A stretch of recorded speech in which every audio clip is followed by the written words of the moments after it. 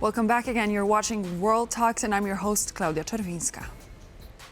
As discussions on how to fund Ukraine and if to use frozen assets to continue is ongoing, just like the ongoing talks about the future of a peace deal, the safety and security of the eastern flank is in question, as recent hybrid attacks have proven to serve as a test to the NATO's readiness to respond to danger. What are the most realistic scenarios for Poland within the next few years?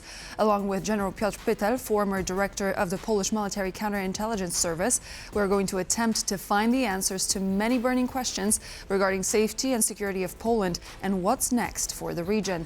General, thank you so much for joining me on World Talks. Thank you very much. Nice to see you. My pleasure. So I would like to take a step back to what you said a few years back in an interview for Gazeta Wyborcza, one of leading Polish dailies in 2022. You said that Russia is already present in Poland and that its greatest success has been political, so not military but political. How would you assess today's scale and effectiveness of Russia and the forms of hybrid warfare that are currently taking place in the region? Okay, so from my perspective, the effectiveness of Russian influence in Poland has increased from that moment. Indeed, Poland confronts new challenges in terms of intensity and the forms of Russian influence. We should start with the Russian aggression in Ukraine, which has made Poland the main hub and transportation hub and supporter for fighting Ukraine. And from that point of time, and for that reason, Russia began to treat Poland as a military adversary and launch its typical procedures and actions deeply behind the enemy lines. So, of course, by some psychological, informational operations of influence, they are trying to shape our attitudes to fighting Ukraine, not only ours minds, but also they are trying to coerce our policymakers in order to make us more reluctant to help the Ukraine. And of course, what is the very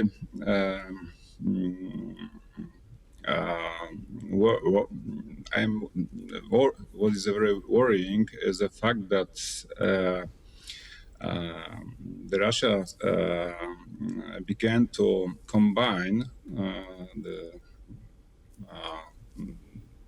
actions in type of information influence with very strong kinetic components. We can list as the arson attack organized by crime by Russians, attacks on railway infrastructure, but also violations of Polish airspace in the February 2025, this year, including the intrusion of 20 drones into the Polish territory in operation. It was combined with a huge operation of influence in Russian media and social networks. So we can say that it was combined operation with strong kinetic component. Additionally, Russia has intensified its hate information campaigns against the Ukrainians, which it was picked up by the right side of our political scene.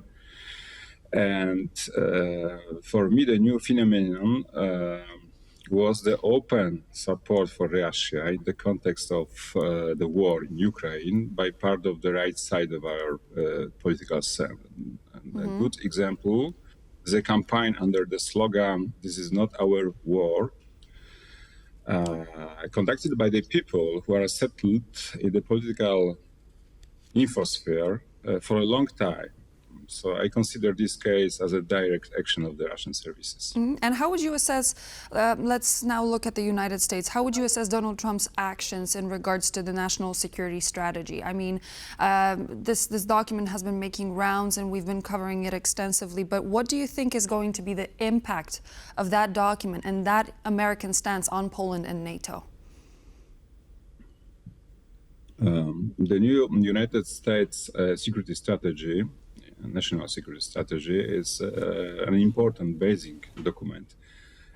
I think that it creates a framework within which further legal and statutory regulations will be created in the USA. But first of all, is a set of guidelines for political decision makers and employees of the US government. So we can assume that it will influence our situation and it will shape our relations with United States. First things, the declared withdrawal of the United States from the European Military Security Zone will consequently, in my opinion, weaken the NATO. NATO which relies on the American military presence in the region and additionally in command in Europe. And it will certainly reduce the level of deterrence of the potential aggressors, I mean Russia mainly.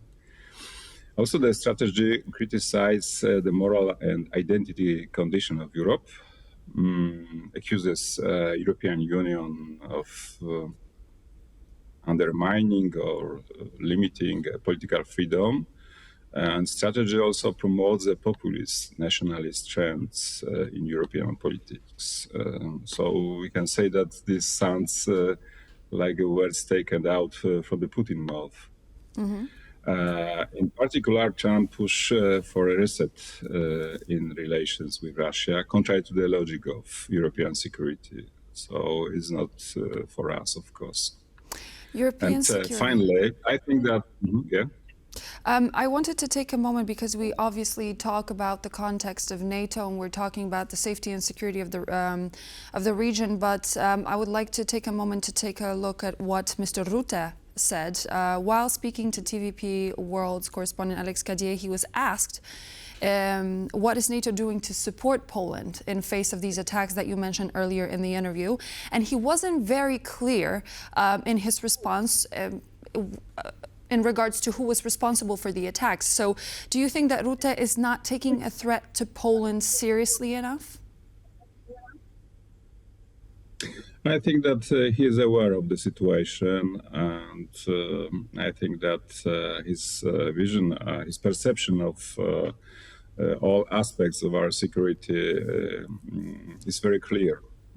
So we should distinguish some political issues in the statements from what such decision makers and top leaders as Mark Rutte think about the situation. We should notice that the visit of Mark Rutte is taking place directly before the visit of Czerwiński.